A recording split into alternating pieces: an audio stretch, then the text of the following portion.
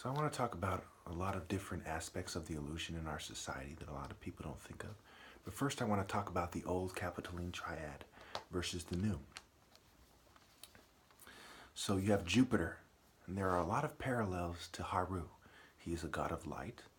He is a god of the sky. Okay, he's the protector of the state and its laws versus the protector of the spirit of the martial arts derived Egyptian people and nation.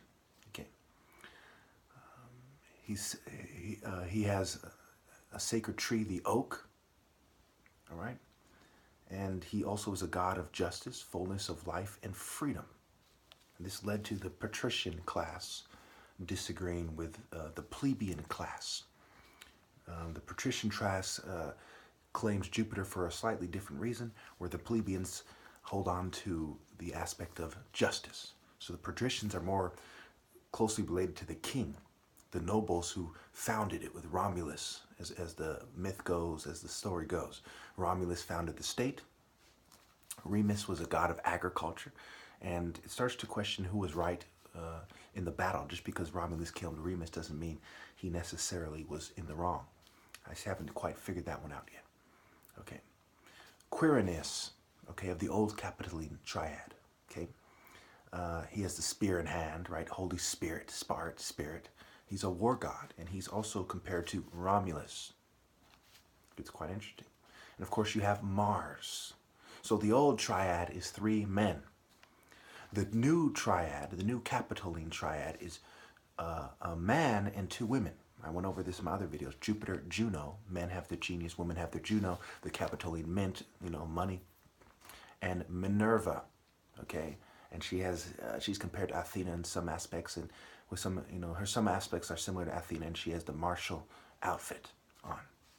Ironically, Martial was a poet, a famous poet from early Rome, or at least shortly after Christ, around there, 100 AD or something like that. Anyway, you can look it up if you care.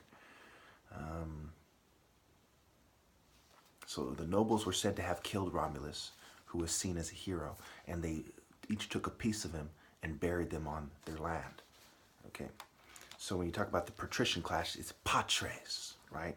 The fathers. Think about the church fathers, and there was a conflict of the orders between the patricians and the plebeians, and obviously this has some connection to the order of the Illuminati, and who is allowed to run religions and who isn't, and of course this gets quite complicated. Also you can connect Philo. It's something to the effect of the Jews and the whites split control over religious movements and political movements. Something to that effect going on here, certainly. So the high priest of Jupiter, over time, it used to be only the patricians were allowed to be in the priesthood. And then it became the high priest of Jupiter, Flamen Dialis, was preserved, was reserved for the patricians.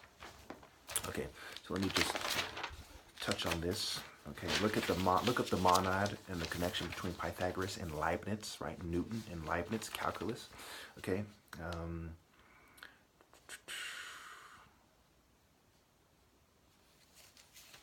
Okay, so the scientist deals in language and his allies in poetry.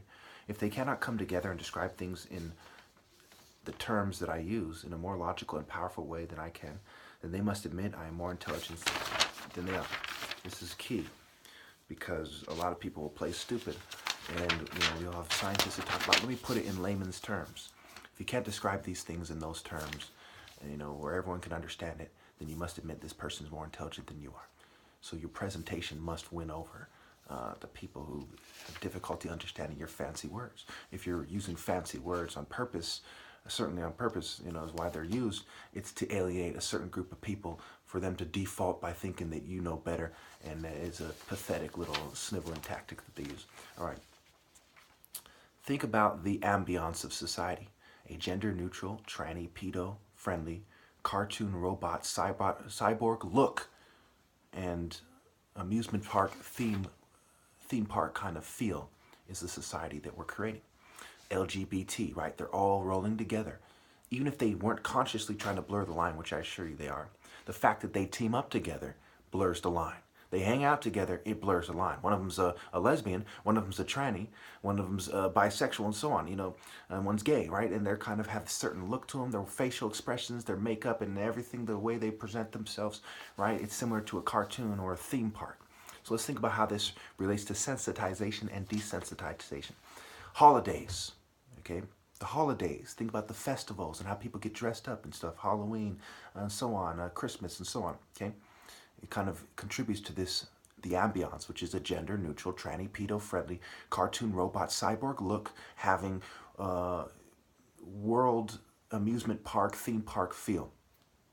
Hey, worldly, money, costume party.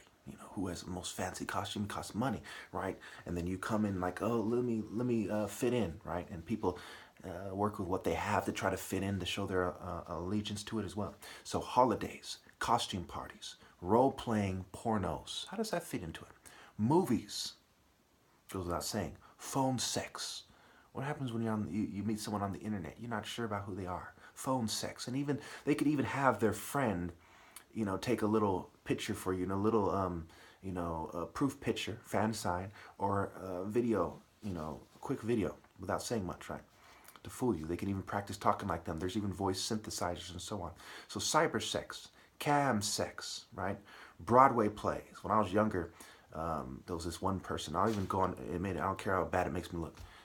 I used to go surf the internet looking for chicks, and there was this one guy who, he put he showed me the images of a woman, okay? And he somehow would stop it when I say stop and do this, and he had it marked, to where he can go back to her performing a certain, acting a certain way. So to get me to have cyber sex with him. He went that far. I mean, it was a well thought out ploy to get a guy to have cyber sex with him. Other times, guys would show their ass and he'd be like, oh my God, he's like, I'm really a guy, ha ha ha, right? They do little bitch shit like that. Anyway, Broadway plays, Greek theater, video games, RPG, sex games, concerts, boxing, UFC, etc., cartoon and women image and behavior, right? Think about the kind of, cartoonish look they have to the women in their makeup and so on. Okay, sports events, cheerleaders, comic books, porn magazines, ads, theme parks, bright lights and flashing images, Vegas, kind of sex, red light district, grocery stores, fast food restaurants, flashing screens, right? We're starting to see this kind of come out with the magazine aisle, with the way they're, their staff, they're parts of political movements that blur the line. It's everywhere, okay? Flashing screens, GPS screens, systems, headlights, custom space age look, etc. They say that people who have temporal lobe seizures, for example, flashing lights trigger them. Well, flashing lights trigger more than them. Think about movies and all the, the headlights and cars and so on. They also trigger something in all of us. The sunrise, right? The light triggers something in us. The moonlight, the setting sun. I mean, of course, flashing lights trigger something in humans. And some of us are more sensitive to them for different reasons, All right, GPS screens, systems, headlights, custom space age look, right? Space age cars, hybrid cars and so on. Clothing, carnivals, new age groups, self-help seminars, right? If you look it up, you'll see what I mean. Glued to iPhone tablets, TVs, computer, art, right? So people are in like an alternate reality. The psychological construct, their instruct, fantasy and reality. Fantasy video games, role-playing video games, sexual fantasies, fantasia, art imitating life or vice versa, caricatures, jewelry, glow sticks and glowing jewelry, bright colors, colored glasses, cannabis clubs, the effect they have, nightclubs, bars, computer stores, fantastic or futuristic colleges, campuses, and schools. So on. So let me leave it there. I want you to think about how all this is part of a massive psychological construct to keep you from living in reality, and why most people don't discuss these things. To be fair, there's so many aspects of the New World Order, and there has been a world order for quite some time. It's officially a new world order when they've wiped out all traces of the old, all monarchies they don't approve of, all bloodlines they don't approve of, right? There's 100 families of patricians, and over time the plebeians were awarded patrician titles. So this custom continued, a kind of role reversal where the peasants class worked with certain elites to outmaneuver other ones and become the new patricians, and so on. So who stayed and who didn't, and why? So I'm gonna leave it there. See anything else I want to go through? Okay, of course, the horse in martial arts, right? Behold the pale horse. I believe Jupiter is carried by a chariot of 4 horses. Okay, Mara, horse, plus scale C, servant. Okay, to have class, the classroom, education, intelligence. Okay, I've gone over this. A horse and carriage, C, senorita, right? The romantic horse and carriage. You know, the knight in shining armor on a horse. Okay.